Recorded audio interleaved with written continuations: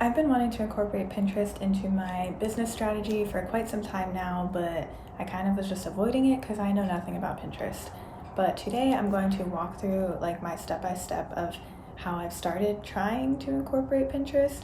Still very new to it, so I definitely don't know too much about it yet. So step one was to decide what I wanted to do for my profile. I already had a personal Pinterest account that I honestly don't use very frequently, but I didn't know if I wanted to just convert that into a full business account or if I wanted to create a separate business account and have my personal separate from that.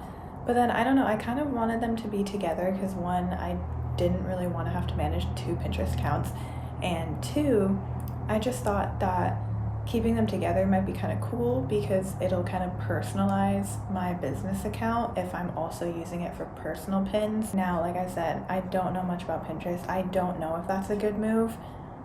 Probably could have looked it up, but I didn't.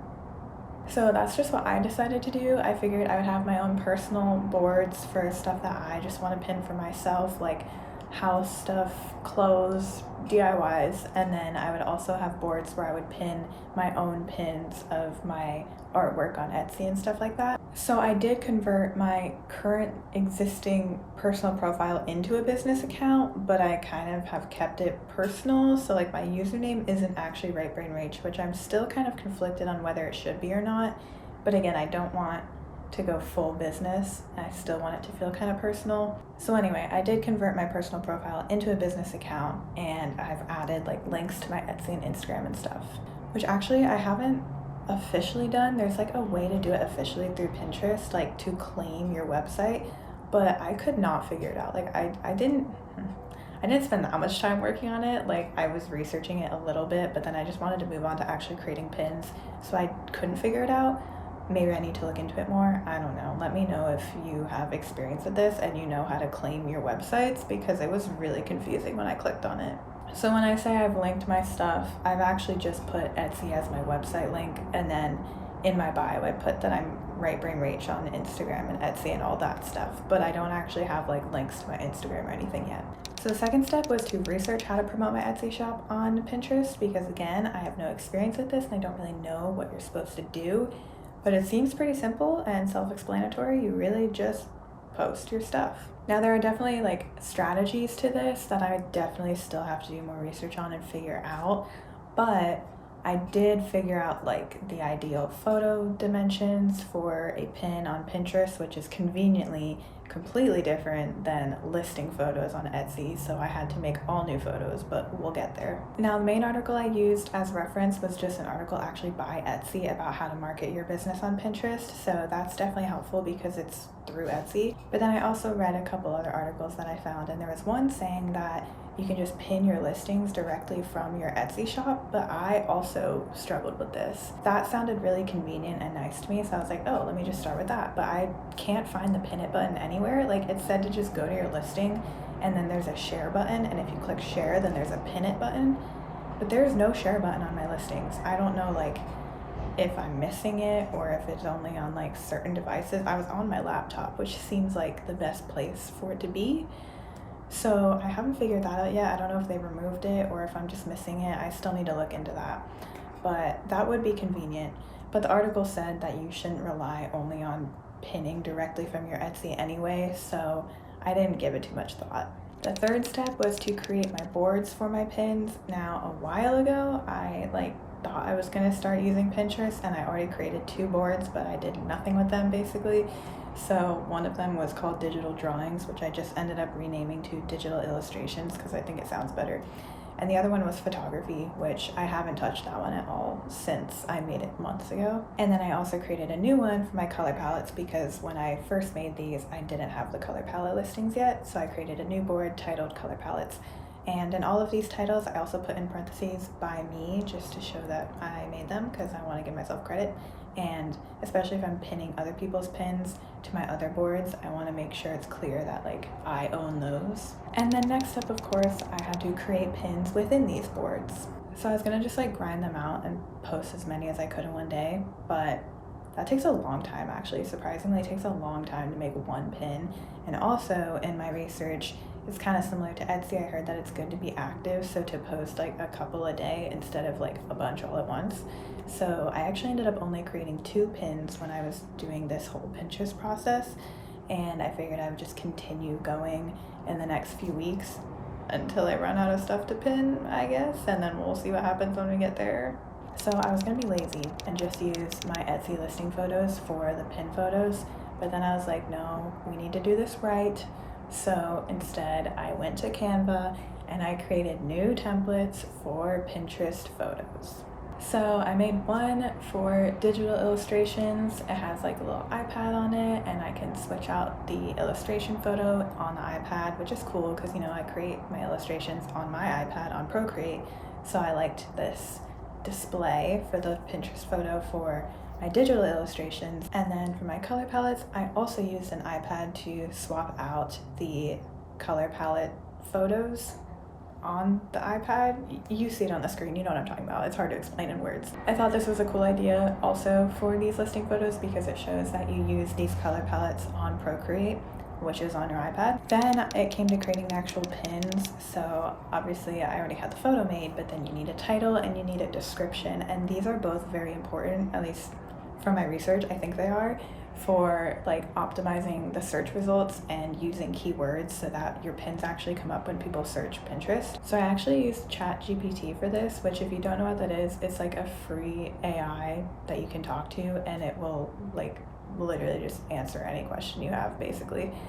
And it can write stuff for you too, which is great because writing descriptions for stuff like this is so hard. And honestly, I wish I had thought to do this when I was making my Etsy listings, because that's also really hard to write a description for. So yes, I used ChatGPT for the titles and the descriptions for both of my pins. And by the way, I guess I didn't mention this, I created a pin for a digital illustration and a pin for a color palette, and I posted both of those at the same time. And then I'm just going to continue adding to my collection, I guess. So for my digital illustration listing, I just went to ChatGPT and I said, what's a good title for a pin on Pinterest about a digital illustration that I drew on my iPad with Procreate. I want it to be optimized for Pinterest searches. Then it gave me one. I was like, meh, that's not really relevant. It said iPad Procreate Art Inspo and Techniques. That's not really what it's for. So I told the AI it's not for techniques, it's for a listing on my Etsy shop, and I want people to go to my Etsy shop after they see the pin and purchase my product. So then it came up with stunning digital illustration, iPad Procreate art print for sale on Etsy. I liked the second part, not the print, because that's a little confusing. It's not a print, it's a digital download, but I liked the idea of putting that it's for sale on Etsy in the title, but I didn't like the word stunning. So anyway, I went through this whole thing. I ended up with a title that ChatGPT kind of gave me, but I kind of changed it myself. And then I had it write me a description as well. It wrote a really long one, so I had to ask it to shorten it because it can only use 500 characters. Basically, I got down to something that was mostly written by ChatGPT, but then I just switched it up a little bit where I didn't fully like the wording. And yeah, that made my job a lot easier. And then I did the same thing for the color palettes to get a title and an accurate description. And then I also used ChatGPT to write me descriptions for the actual boards that these pins are on, because I didn't even realize that was a thing. Again, I don't use Pinterest very often, but you can like write a description for a board that you create so that it like kind of introduces what the board is for. So I had it write me descriptions for that as well. And then something I'm still kind of figuring out is how to create a good cover photo for Pinterest boards. I don't know if people usually make cover photos for their boards separate or if they just use pins that are already on there, because that's what I thought you do, but mine first of all just don't look very good in the formatting because the cover photo of the board is a different size than the actual Pinterest pin photo, so you have to crop it. And then every time I was trying to make adjustments and save it that way so that it looked better in like the cropped format, it wouldn't save my adjustments. It would just crop it like right in the middle of the photo, which didn't line up well with like what was in the photo. So I don't know if I need to just like go make a separate photo for the board cover photo. Oh my god, I've said photos so many times. Anyway, I'm still figuring that out. Probably need to do some research and figure out what other people do, but yeah, that's something. And finally, I had my 2 pins up, and again, I only did those 2 because I'm going to continue doing more over the next like week or 2. I was gonna just like do a couple every day, and you know, it would just be a lot of work for the next couple weeks, but I figured out in my pin creating process that you can create them ahead of time and then schedule them to be posted at certain times. So I'll probably just try to do a bunch at once if I can, maybe today or tomorrow, and then schedule them for the next few weeks to be posted each day, so that'll just make my life easier so I don't have to try to remember to come on and create pins every single day for the next few weeks. And then my final step was to create a cover photo for my actual Pinterest page, because I think when you have a personal page, you don't have a cover photo. I don't remember ever having one, but then when I converted to a business account, that option popped up and I just never did anything with it because, again, I said I was gonna do Pinterest months ago. I converted to a business page and posted 2 pins without doing any research, and then I never did anything else. So yeah, my cover photo has just been nothing for several months, so I decided to finally do something about that. Again, I have no idea what you're supposed to put in a Pinterest cover photo. I figured it's probably not that important as long as it's just nice looking for when people come across your page and it shows what you do. So I ended up just going to Canva again and finding a template that someone had created that came up when I searched Pinterest cover photos. And I just replaced all the photos with my own photos. So I decided to still brand myself as a photographer, even though I'm kind of going more in the digital illustration route on my Instagram because I'm trying to niche down, but that's a topic for another day. So I put myself as an artist, a designer, and a photographer. I just kind of listed that in the description part of the cover photo, which you're seeing on the screen, so you know what I'm talking about, so I don't need to go into a bunch of details. And then I just replaced all the photos with photography that I've done, and then also just digital illustrations and stuff like that to show my work. So I guess my next steps for this whole Pinterest process are just going to be to keep creating pins, and I'm going to try and knock out a bunch of them.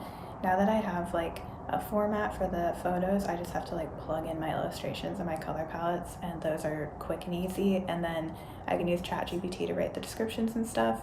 Also, a lot of those could probably be used for multiple of my pins, just switching out a few words. So it shouldn't be too hard to start making more. It was just getting all those templates created was what was really time consuming. But now that I have it, I'm going to start creating more pins, and hopefully I'll get a lot done so I can schedule them for the next few weeks and not have to worry about making them the day of. And yeah, I think that's it. I mean, I'll do a little bit more research to make sure that I'm optimizing Pinterest. There's certain things that I was seeing that I'm not really doing, sharing a lot of people's pins and commenting on their pins and stuff. I'm not that active on Pinterest, so I don't know if that's gonna hurt me. Probably, but I need to do more research to figure that out. But we'll get there. We're just starting out. We're just now adding Pinterest. There's a lot to figure out along the way, but we'll get there.